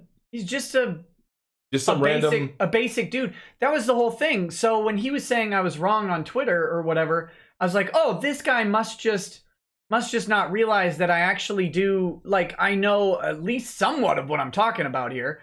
So here, I gotta. This is a disaster. But yeah, so he's just some guy. So I thought we were gonna have just a reasonable discussion, right? Mm-hmm. Like I thought that was what was gonna happen, because he's just he's not like another YouTuber. It wasn't some internet. He's a regular dude. Yeah. Now hold on. Now you just showed me his face. I saw what he looks like. Yeah. And oh god, I would not have debated that guy. Well, I didn't know what his face looked like until I got him on screen. Oh, okay. Because he's just a name on Twitter. Oh, I got you. Okay. Yeah. Based on that picture, if I would have seen that picture, I would have never done it. I would have looked at that dude and been like, I know exactly what type of person this is. Yeah. You know? Yeah. I mean, he's like he's the best friend of a chick right now who might think he might be gay. Change share. Please press F for me right there in the chat. You see it? The red box? Wow. God, please press F for change share. Get a priest in here to do last rites on that bad boy. Wow. You know what? I'm not even. I'm worried about doing. I'm worried about showing the chair right now, because here I'm gonna put the link to it in the chat, guys. But I don't want to. I don't want to show it on the stream because I'm going to lose where all the super chats are. I'll lose my place. It's a product of Streamlabs. So here you go. There's Shane's chair. There's Shane's chair. And I can't. Yes, I would love to go live chat on the screen, but I can't because Streamlabs is stupid and hasn't figured that out. Regular OBS has it. Streamlabs does not. Streamlabs does not. But he's gonna cover it. Yeah, that actually is a mild concern too, because these people are so embarrassingly desperate. It's gotten so bad, man. Somebody copy this other guy, that umbrella guy, is a YouTube commentator, and someone did a copyright strike on his channel because he read their blog on his show. He read their blog and talked about it, like every paragraph he would add comment. Correct. So fair use. Clearly fair use. You can absolutely do that. And this absolute, I'd show you the guy's picture, but he looks the same as Shane. His name is Rick Rotman. Yeah, okay, now Rick Rotman. I'm gonna just show you Rick Rotman's picture. God, look at. So now here's my question. I know it sounds ridiculous and petty, but if someone is trying to strike someone, why don't people just go strike that same person? Because they don't have anything. They don't have anything. I see. Look at this. Come on now. Come on now. Really? You could see it coming from a mile away. You know who he is? He's an Uber driver. These are the kinds of guys who are like the texting tough guy. Keyboard warriors. Yeah. Dudes that if they were out and about in the real world, they would get laid out. Yeah. You know what I'm saying? Like, I mean, you've seen this. I mean, we watch videos of guys who are, oh yeah, I'm tough, and the next thing you know, they get, destroyed in the street. All of a sudden, that's the first guy that presses charges, which is what our hero Tank Abbott talked about. Yeah. When Tank Abbott said when he was doing bar fights back when in Southern California, remember what he said? He goes, the winner went to jail. Yep. The winner went to jail because a punk starts a fight with you. You finish the fight. You think it's over. Like, hey, man. And trust me, in a bar fight, Tank finishes the fight. Tank is going to go ahead and finish it. So when you got finished with those heavy hands, when Tank Abbott went ahead and laid you out, next thing you know, you're getting papers. Mm-hmm. And you're getting served. You're like, well, what are you talking about? It was assault and battery. It's like, because they never acknowledge the person who provoked you. Right. Who instigated the fight. So when we grew up, there was a time when that was the big deal, right? If you came and told you, Dad, someone hit me, what was always the question? Who started it? Yeah. The first thing they wanted to know was who started this fight. They didn't want to hear about, oh, well, someone hit you. No. They didn't just take a side. They just said, who started it? Now we live in a society where you remove all responsibility, and now it's always basically whoever is the loser, that is the person who is the true victim. Yeah, you're the victim because wait a minute, did you provoke this person? Did you call them something? Did you try to did you say that you're running the mouth? Were you running your mouth? Were you threatening someone's children? Were you making comments about someone's wife? Because that happens. Like, so you remember the Tyson movie from '95? I didn't watch the Tyson movie. No. The answer is no. I don't remember the Tyson. So Michael Jai White plays Mike Tyson, right? And Tyson was going through a rough period. How's his lisp? He was solid. He was solid. He wasn't quite Mike, but he was solid. Was he as cut in that movie? I think he was pretty big. He was buff. I've seen bits of it. Remember him in Exit Wounds? Michael Jai White. Michael Jai White was prison swole. He was a monster. He was in another movie where he's I think it was like with Ving Rhames or something. He was monster Jack. And so in the Tyson movie, they replay the situation in the alleyway with Mitch Green. Yeah. And so Tyson's walking through, and Mitch Green goes, "Yo, Mike, you know where Robin's at right now?" And Mike kind of looks at him. He's like, "Bro, she's at my house, butt naked, fixing grits." And you're gonna say this to Mike Tyson with no gloves on in the streets. Now, what do you think happened to Mitch Green? I bet he sued Mike Tyson. No. Called the police. he sued Mike Tyson because they always do. Everyone sues Mike Tyson. So he sued Mike Tyson, and you should look up Mitch Green. Just Google Mitch Green eye. Mitch Green eye, and it'll pop up. So Mike hit him one time, but he got 2 black eyes. His eye game is on fleek, man. Mike went ahead and touched him up. Yeah. He had to get in that armor all shine. Yep. So now think about that for a second. You made comments about Mike Tyson's wife, and but now you're suing him for how he reacted. You thought nothing was going to happen. You thought nothing was going to happen, and then Mike went ahead and put them hands on you. And you got it. He had to know. He knows who Mike Tyson is, right? He's a fellow boxer. Yeah, so he knows that he knows exactly what was going on. Barely even able to keep from just murdering people left and right. Yeah. And he went ahead and said some Mike Tyson in his prime, and you saw the result. But you're gonna blame Mike Tyson. Ooh, Mike Tyson's a monster. Is he though? Is he? Mitch Green's eye has bigger biceps than I do. After that hit. Hey man. Well, in Friday, when Debo hits red, they go like, "Damn!" It's part of that is kind of like an in joke about what happened to Mitch Green. That's why he was walking around with these huge sunglasses. Because I mean, Tyson, he demolished this dude's face, man. And go ahead. I'm just saying, we gotta get to a point where, nothing's gonna stop the collapse. And I can't wait for the collapse personally. I know you don't want that, but you need a reset. Man, I don't want to be flipping Mel Gibson Road Warrior out there running around gunning fools down for. I know, man. I'm gonna find the last of these little cheese peanut butter crackers. It's bad, man. But here's what happened. Like, so we look at what's going forward, right? With this next recession is about to hit, and it's about to hit hard. Markets are crashing. It's coming. We'll see. Hey, look, you go ask any financial forecaster. They say, "Hey, how do you think this is going to go? This is going to pan out in the next 2 to 3 years?" They're like, "Coming." So in 2000, remember there were warnings about what was coming in 2008. Remember? Well, I'm annexing my neighbors' houses immediately. So there you go. I'm going to take them over. Snatch it real quick. And so you in this situation where, as this stuff is about to hit the fan yet again, far worse than the 2008 recession, 2008, 2009. Once this hits, it's going to be this huge wake-up call that's coming. So all these people who are out there, like the fake triggered people who have no lives, right? When the power goes out, all their internet goes out, and they're just broke and miserable because they develop no skills, right? Most of these people have no actual ability to do anything. Did you watch Revolution? TV show Revolution? Where the power goes out? I remember it was on Fox, right? Yeah, it had Mal from Firefly in it. Okay. Nathan Fillion. No, it didn't. No, it didn't. Don't forget that. It was not Nathan Fillion. It was God, what's his name? I don't know why I just mixed these two up. They look nothing alike. Whoever. Someone knows who the main guy is. Anyway, it was a good show.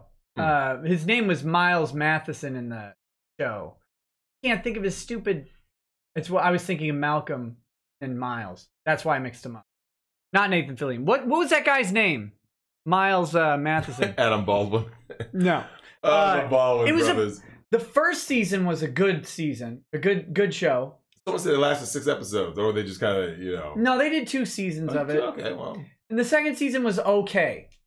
But it got like too weird for me. I liked it when the power just... Yeah. Because it went from the power went out to, it was like a controlled thing and by a group of a cabal or whatever, forcing the reset, basically. Okay. But I liked it the original way it was. The power goes out. Yeah, Billy Burke. Billy Burke is the name, yeah. That joke.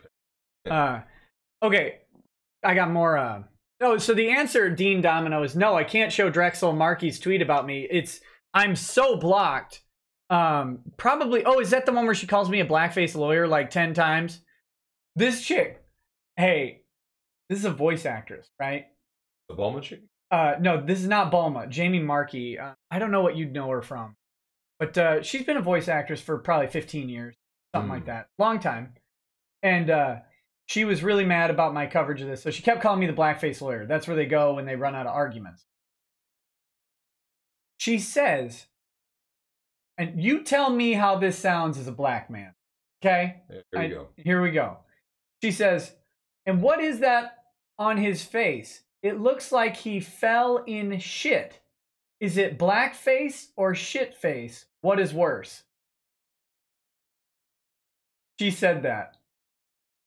Now, put away your base card for a minute. That's about as racist as you can get, right? Like that's a pretty bad statement. It's pretty ridiculous. See, I view it differently though.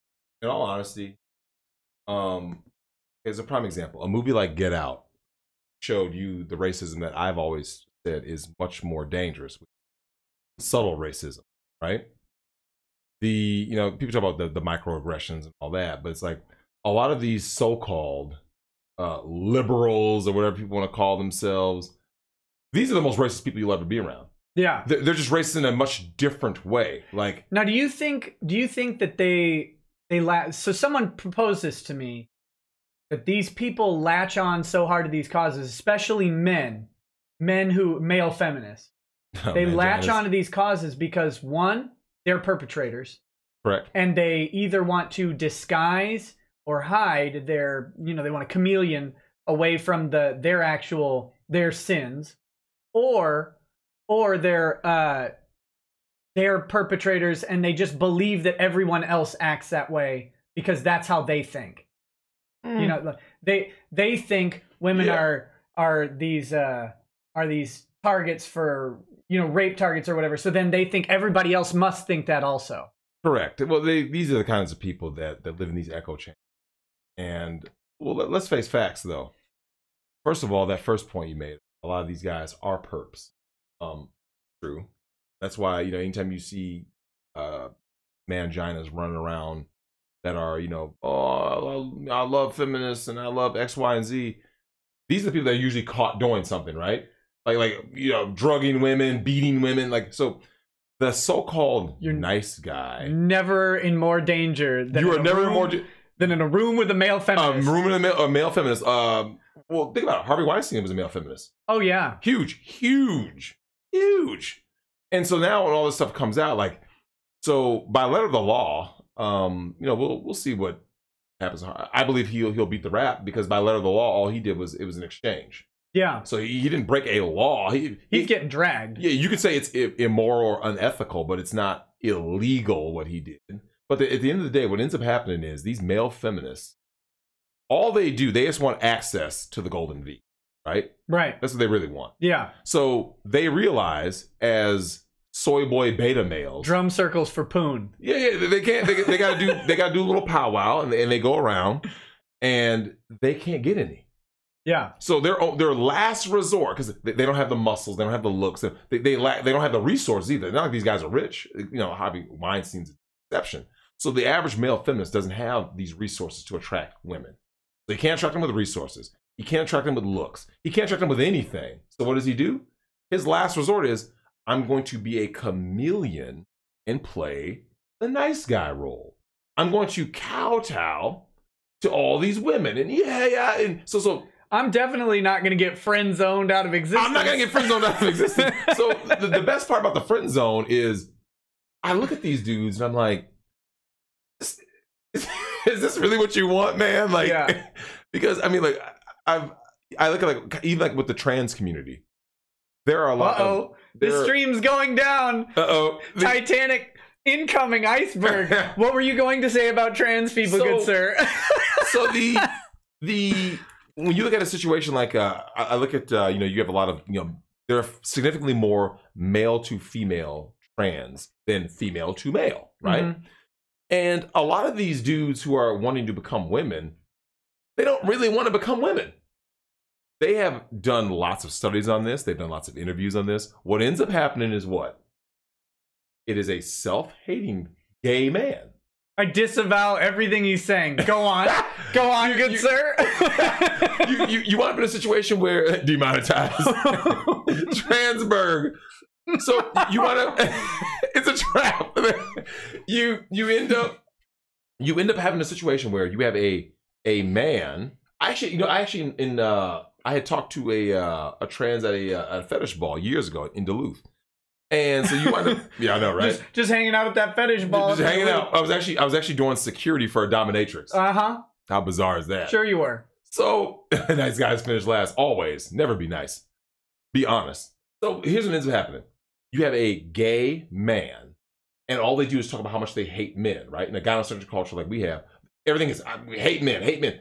They hate straight men the most, right? So at the top of the hate list is straight white Christian men. Yeah. And as you start going down... It's good up at the top, by the way. The view is fine. It's fine. So you wind up in a situation where as you start going down the hate list, it doesn't take long to get to gay men. So they hate gay... So the society hates gay men. Yeah, because gay men have worked their way up that ladder real quick. So a gay white, even a gay white Christian man. Yep. I mean, they're way up. They're just below cis white. Yeah, all these terms that come out. So what ends up happening is you got a gay man who is just hate. I mean, just they pummel him with hate, right? So he's like, well, if in the gynocentric culture, being a woman must be the answer, right? Like, okay, well, if I'm so hated, I'm supposed to hate my genitalia, I hate my sexuality, I'll become a woman. Mm-hmm. Now, this is not always the case, obviously. Obviously, I mean, you know, and it was at David Alexander. Oh, don't worry, they really hate straight black men. I mean, we're competing at the top of the hate chart because you saw the Billy Porter dress tuxedo at the Oscars. Wait, what? Who's Billy Porter? I didn't know who he was until I saw the dress tuxedo. Oh, he did the half and half? Yeah, because the only image they show of black men is always he's either going to be a brute. Yeah. Or he's going to be some effeminate dude, right? Right. Never like a strong, you know, good black guy who's taking care of a family. They don't show that. Never rocking a V-neck and a driving cap. Yeah, right? They ain't trying to see that. You know what I'm saying? They want to see, you know, that's what they're trying to show, right? So you end up in a situation where as I look at what's going on, I just go, okay, so this person wants to become a woman. Fair enough. And then what happens? They wind up going through all the changes and shaving an Adam's apple, getting feminization surgeries. And last I checked, they have the highest rate of suicide. Because you know what happens when they finally go through all that? They're still not viewed as women. Right. So society doesn't accept them. So now they are accepted even because now they don't have an outlet. At least if you are a gay man, you still have a decent sized community that's going to be willing to, you know, kind of, you know, embrace you and stuff. As a trans man, you don't really, I mean, like who do you really go to? You know, the male side's not really checking for you. Female side's not checking for you. Like you don't really have an outlet. And I think if you're male to female trans, mm-hmm.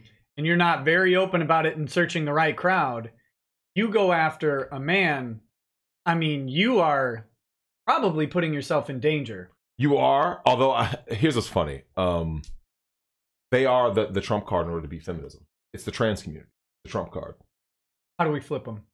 Well, it doesn't take much. They're all big dudes. I don't know what to do. They're wrecking GameStops left and right. Right? It's clearly ma'am. It's ma'am. And so, I'm very clearly a woman. Quite clearly. You got Adam from He-Man. Like, come on, man. Get real. So, but they are. They, if you're to really, just take a step back, the trump card to completely decimate feminism is the trans community. And the trans people need to be offered protection. Straight up. Read that one by Flake452. It says, got the orange highlight there. Oh. Who's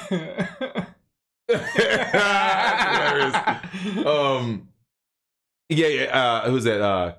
Cass the cat. Yeah, a lot of them do hate feminism, and you get in a situation where, like I said, I'm cool with everybody as long as you aren't trying to come at me sideways. We're cool. So, would you? Okay, here you go with this. A post-op. No. No. No. Why the hate? It's hate now. No, so here's what happens, man. What's the difference? One front hole to another. What's the difference? We can't use those separating and demeaning words like vagina anymore because that puts out male to female trans. They don't technically have vaginas, they have front holes. Wow. So we can't use that. So what's your problem with it? Wow. Yeah, I prefer vagina. I mean, just saying. That's just hateful. Yeah. I think you need to hit gulag, comrade. Well, here's what's funny, though, is that I look at...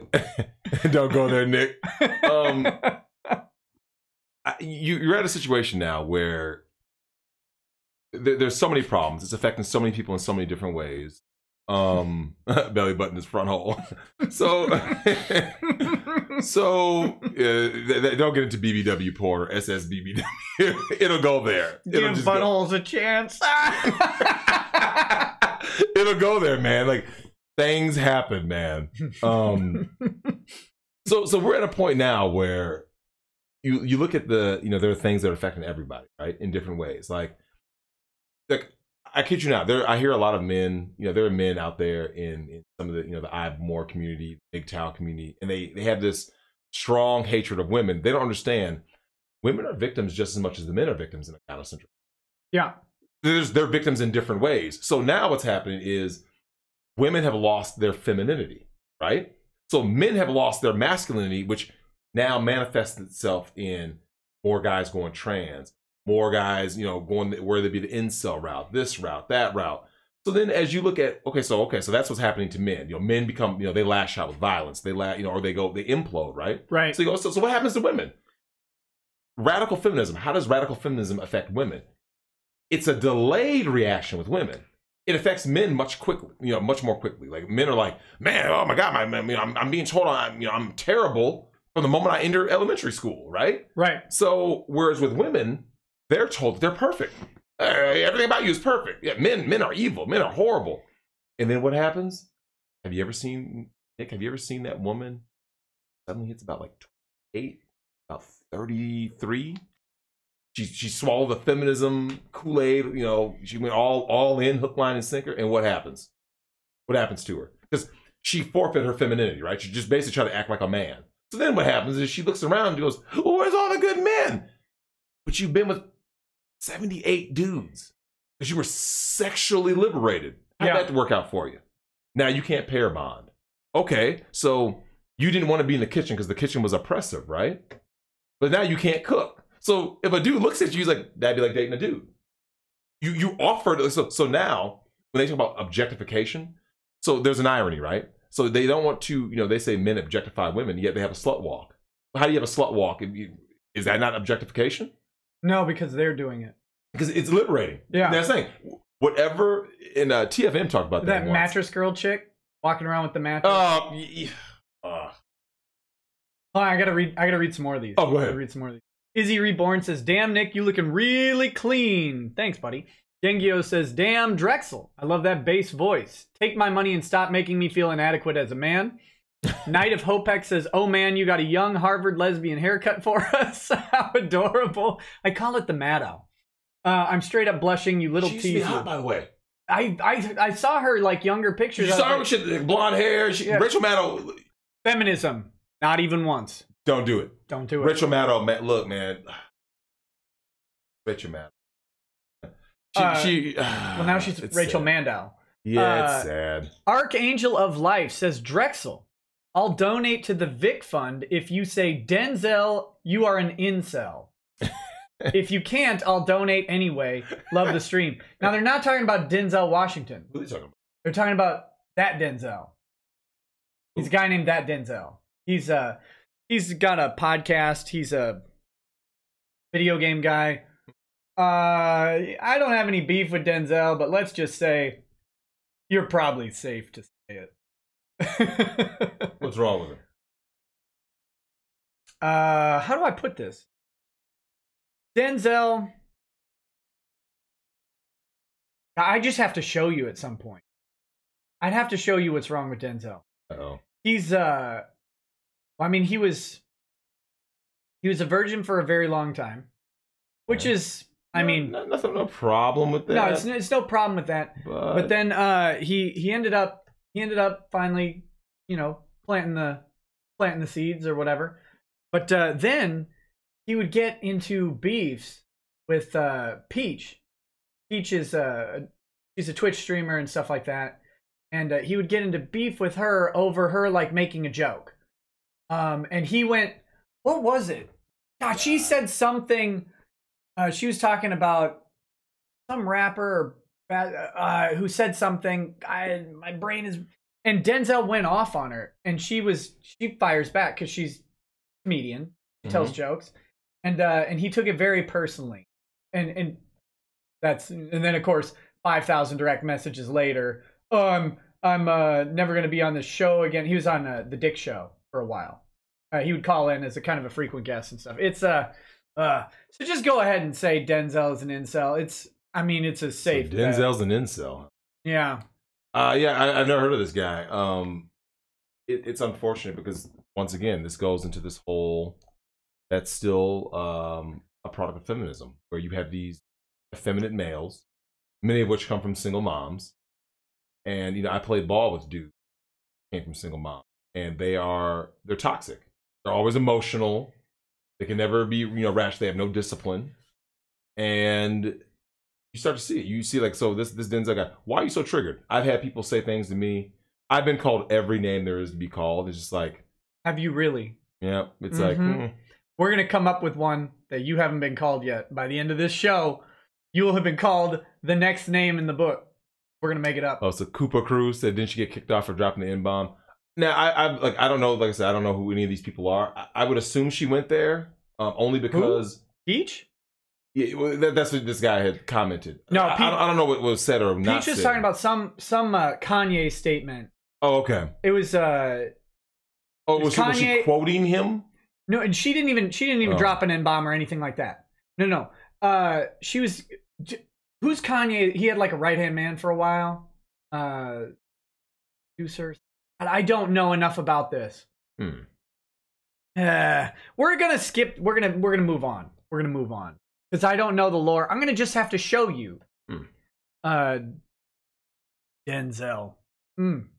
But here's the thing. Here's the problem with Denzel, right? So when he starts, besides the fact he has thin skin, he comes from the Dick Show community, and his primary audience is really guys from the Dick Show community. Peach is also from the Dick Show community, so they start having a fight. Peach was independently more popular than Denzel, even independent of the Dick Show community. I mean, she's a Twitch streamer with a lot of followers, and she's not an e-thought either. She wears like sweaters and pants. She doesn't really. She's not doing the DP. She built it by actually like just playing games and being funny. Okay. Which is pretty rare. Very rare. So anyway, so they start having their beef, and then people are like, "Hey, Denzel, what are you doing, man? you're like insulting her, you're insulting your fans, and he just doubles down and just burns his fan base to the ground. Like, what do you? What? It was a weird thing. It was a weird thing. Yeah, it sounds like someone who's, like I said, he's very thin, and that's on him. I've always had thick skin. Gotten thicker as I've gotten older.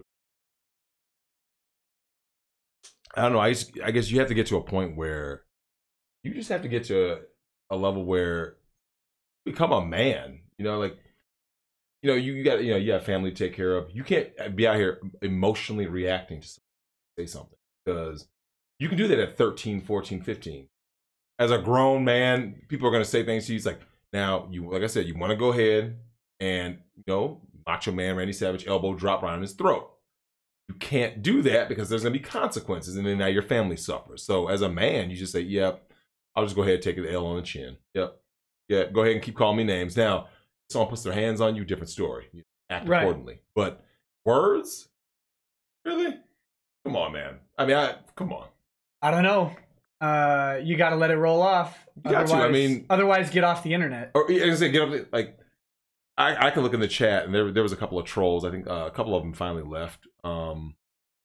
That, you know, we were saying and like, have you ever been called the N-word before, Drexel? Yeah, it's like, oh, that's because here's what ends up happening. I wish I got called more racial slurs. I'm tired of your slur privilege. Slur privilege. So here's what ends up happening. When it comes to most arguments, we're at a situation where most people don't have a valid argument, right? They can argue with facts. So the only thing they can do is try to just hurl insults at people. That lets you know that you won the argument. Yeah. Like you said, this chair dude, Shane guy, this Shane dude decides he wants to do what? Shame you, insult you. Yeah. That is proof that he lost the argument. So anytime, so for anyone in the chat, if you guys are ever in a situation where you're arguing with somebody, cum skin, gross. That's hilarious. So, and that's all it is. It's just, you just get to a situation where when someone's sitting there saying something to you, you're like, oh, that means I won the argument then. Yeah. If they're shaming me or using, you know, they're talking about the way you look or something like that, like, oh yeah, I won the argument. And yeah, it is what it is, man. And hopefully people figure this out, but they won't, because, you know, like I said, we both talked about, very few people are out there who are truly, you know, intelligent enough to be what I call the real woke, not the fake woke. You know, this whole, like, you know, whole woke culture, like the Brie Larson situation, which was blatant racism and sexism with Captain Marvel promos. Should they have kept Captain Marvel as a man? I mean, to me, I don't even. Because who cares about Captain Marvel? That's what I'm saying. I have no attachment to Captain. Like, I don't know anyone who has attachment to Captain Marvel. Do you? No, I don't. I literally never even heard of Captain Marvel before. I did way back when, like in the Rogue from X-Men. I remember, you know, hearing something that may have been Marvel Girl when Rogue got her powers. No, that's Marvel Girl. Yeah, Marvel Girl. Rogue gets her powers. Like, no one really remembers who Captain Marvel is. Who? Because Captain Marvel is like that's like a D list. That's like, you know, like the lowest level on the Marvel scale. Yeah, Shazam's coming out April 5th. I'll be there for that. Now, you get a situation where Brie Larson, it's like, the problem I have with the Brie Larsons is, so Brie Larson is attacking straight white men. White men, but especially straight white men, right? Now, what is the most obvious problem with her rhetoric? What do you think it is? The most obvious thing, if you're bashing white men, who are you ultimately bashing first? You're bashing the majority of your audience. And more importantly, more directly, your father. Yeah. Everyone who came before you, like, look, Kevin Feige, who gave you this role. Yeah. So when but didn't he lose his straight white man card? Well, you know, yeah, you know, I mean, he might have gone the man-giant route. I don't know. But I look at this situation, I go, Brie Larson, you swallow the feminist Kool-Aid foolishly. And here you are bashing your audience. Like, and as a black guy, today, remember, I'm transgender. I can change that whenever I want to, of course. Whew, thank God. Right? So today I'm a black male, and I'm about to go see Us Sunday evening. And I was a fan of Jordan Peele's first movie. And I heard Jordan Peele recently made a comment how he would never have a white guy as the lead. I'm just like, you know what? Look, you and I were in writing classes together in college. If the story requires a character to be whatever ethnicity for whatever reason, then that's what the character is. Like, I could never imagine writing a story and saying, here's my rule. There won't be a white guy in the lead. What if you had an idea for whatever and it just so happened? I want a white guy, but I want to write all the dialogue as if he were Sam Jackson. Then who's going to perform it? Just ruin. Anybody. Or somebody. Samuel Jackson voiceover? That'd be good. Or just like a nobody off the street. So it's like Jamie Kennedy. Yeah. Rude. Yeah. Someone it was at Naya's M said Jordan. Yeah, I think that's his wife. That's not even his girlfriend. It's his wife. That is white. Who? Jordan Peele. Oh yeah. Yeah, Jordan Peele's married. Like he was actually in a commercial with his wife. Yeah. The white chick, and it's just like I don't like this whole, I'm going to bash this group of people. What is that? Like, what's the hottest ethnicity? I gotta know. Hottest ethnicity? Yeah, for chicks. Best looking chicks. Just like use the Victoria's Secret rule, like the dime piece from each one as your guide. You can't we're not talking the average, right? Who rocks the best cream of the crop? Most people would say Brazilian because I'm not asking most people. I'm just asking you. Hottest? I could say Brazilian, Colombian. Yeah, I don't agree with that. What do you think? My wife. No, I don't know. I honestly don't know. No, and here's the thing. Like I see a lot of people in the chat saying stuff like, Asian. Remember, there's lots of different Asian ethnicities. So Cambodians look different from Japanese, who look different from South Koreans, who look different from Chinese. Like, they have dramatic differences. Yeah. Now, if you were to ask me who is the most underrated, Middle Eastern. By far. Yeah. I think by far the most underrated. Sure.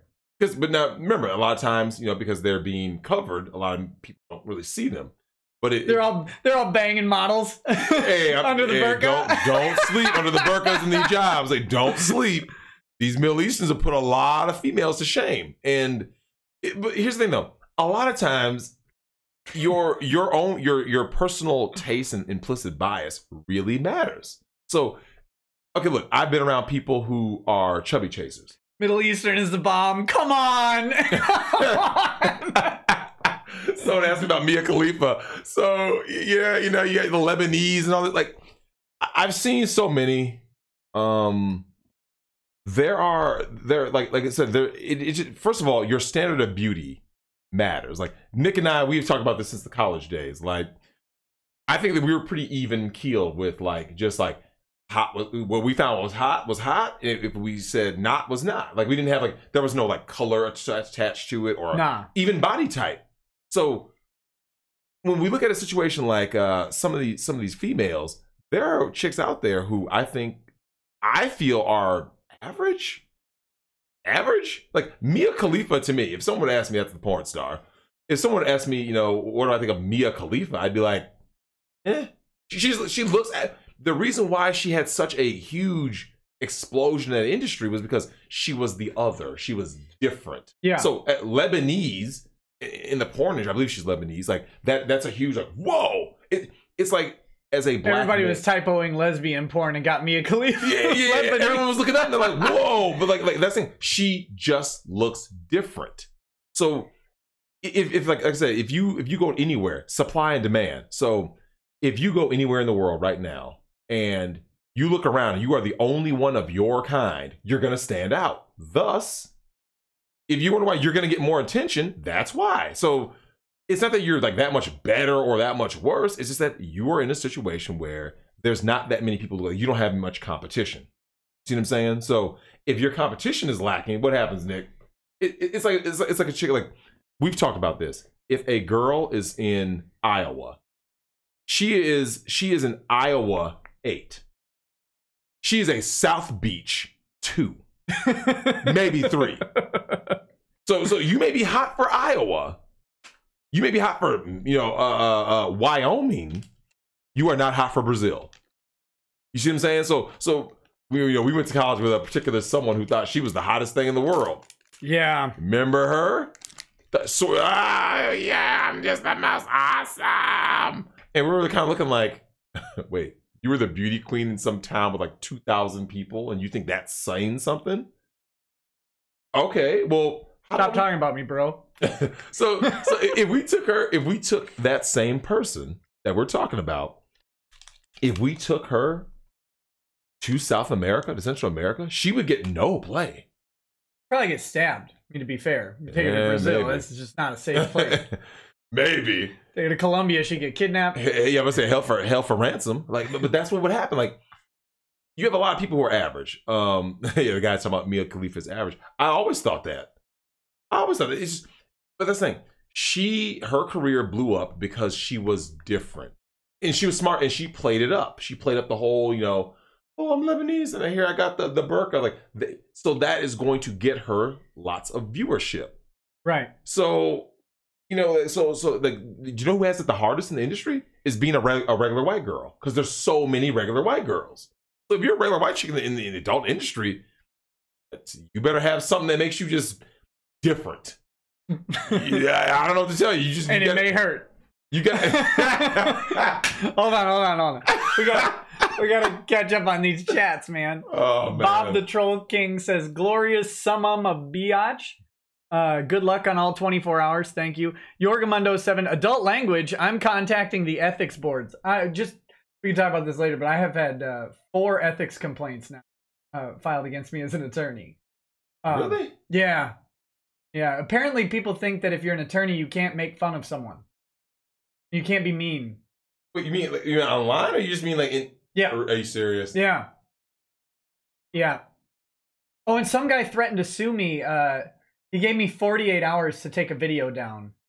And he said, "Take that video down. You have 48 hours. Okay. But here's the best part.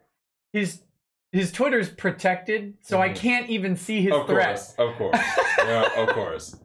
But that's always the tough guy, right? The guys who want to dish it, and then it's like those people who have their comment sections on their videos are always disabled. Yeah, they don't want any feedback. They just want to they'll make a response video, but no feedback. Like, come on, man. Yeah, I'll show you that guy. It's Bulma's fiance. Yeah, that guy. Oh.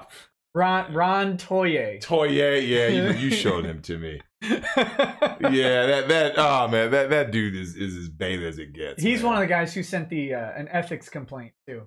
Yes. Yeah, I got turned down right away. The ethics board's like, so he made fun of you? Too bad. Of course.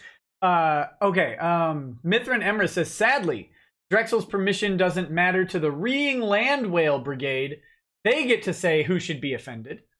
Izzy Reborn says, yo, Drexel, do you like voiceover or radio? You like voiceover or radio? Left? I don't know. I mean, I assume that's what he's asking. I don't really understand the question, but. Or is he asking, do I do? No. Do you do? Yeah, do I? Okay, I do voiceover or radio? No, I don't do either one. Would you? People have asked me that in the past. Yeah, would you? I'm asking you now. If I set up an anime dub studio, can I put you in as Afro Samurai or whatever? Afro Samurai. Yeah, I could probably do that. I mean, then again, we did Jimmy's walk to grab. We don't need to talk about A Night's Dream of Ice Cream.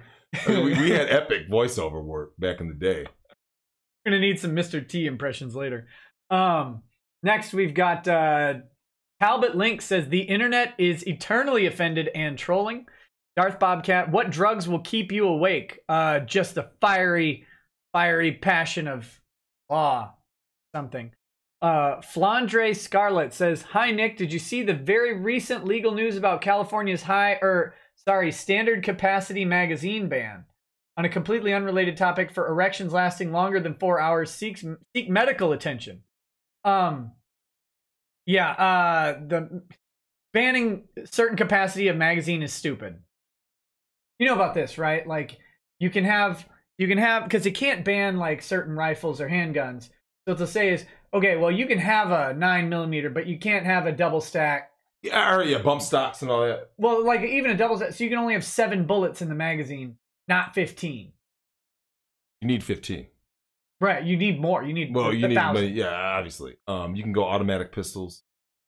Yeah, you know, they talk about all this. Now, here's the problem with a lot of this about, you know, guns, magazines. A judge struck it down, apparently. Yeah, I did hear about that. The problem that they don't understand is this. Desire overwhelms any law you can. There's no law that can overwhelm human desire. So if you desire to kill someone, you'll kill them, right? No. It's just the way it is. Like, no, a piece of paper 1,000 miles away and consequences, you consequences months down the road, that'll stop you. That'll stop somebody. Like if someone wants to do something, if they are hell-bent on doing it, they will do it. So if someone says, I want to, you know, look at the Timothy McVeigh situation. If someone wants to blow up a federal building, they will do it. And they don't need guns to do it. They shouldn't do it. They shouldn't do it. But this is the situation that we're in, is that you're in a situation where you have people out here, just as many people who are going to want to do, like, you know, horrible, evil things to other people. There's always going to be someone on the other side who wants to stop them. Desire. Someone has a desire to harm. Someone has a desire to protect. So whether that be law enforcement, whether that be a vigilante, whether that be whoever, just regular townsfolk, like, there's always going to be desire. That's what makes us human. Desire.